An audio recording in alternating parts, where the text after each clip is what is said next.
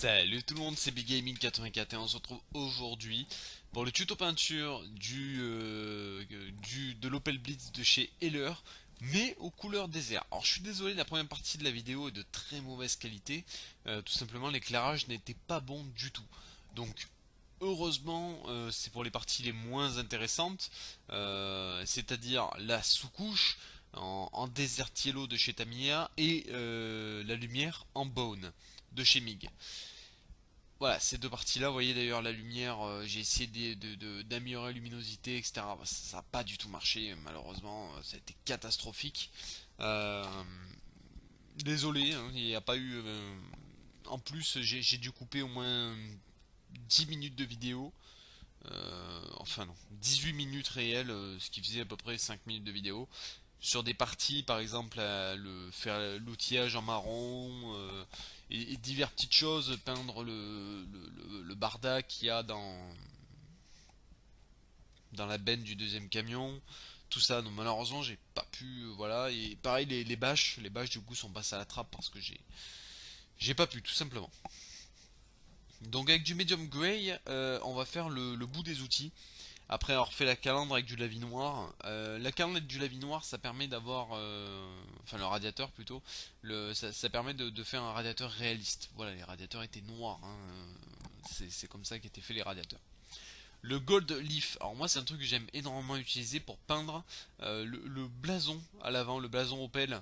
Euh, J'aime beaucoup le peindre en doré, ça le fait ressortir et ça fait une petite pointe de couleur sur le radiateur.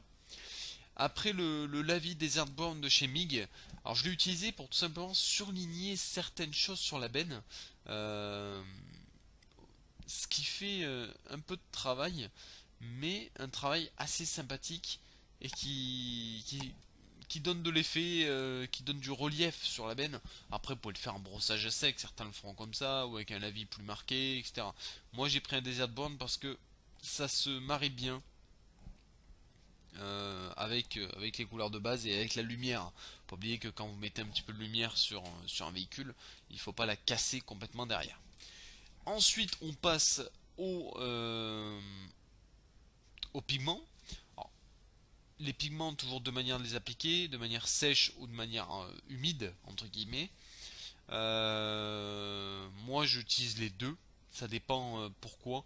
C'est-à-dire pour les véhicules, pour les roues, et pour l'avant d'un char par exemple, vous pouvez le faire avec, comme là ou l'avant du véhicule, avec du pigment humide, c'est-à-dire avec du pigment fixeur.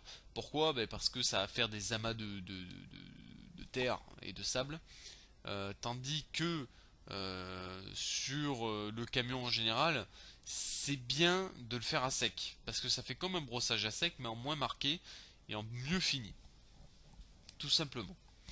Alors, euh, c'est pas obligatoire tout ce qui est pigment, tout ça. Mais sachez une chose, c'est qu'un brossage à sec pour créer une patine fera moins d'effet que, que ça, que, qu'un- que des pigments. Voilà le résultat final, les deux Opel Blitz. Donc ceux qui ont suivi le live les ont vus. Donc ces deux Opel Blitz ont été peints en même temps. Et il y en a un qui est plein de bardas. Voilà, tout simplement, il y en a un pour lequel j'ai rempli le barda. Vous allez voir, j'ai rempli la benne. Là, vous avez avec les artilleurs. Et la photo suivante, vous allez voir, la benne est pleine. Et voilà. En tout cas, j'espère que ce petit tuto peinture vous a plu. Désolé si certaines étapes ont sauté. En tout cas, n'hésitez pas à laisser un petit j'aime, un petit commentaire et à vous abonner comme d'habitude. C'est super important pour la chaîne. Et je vous dis à plus tout le monde.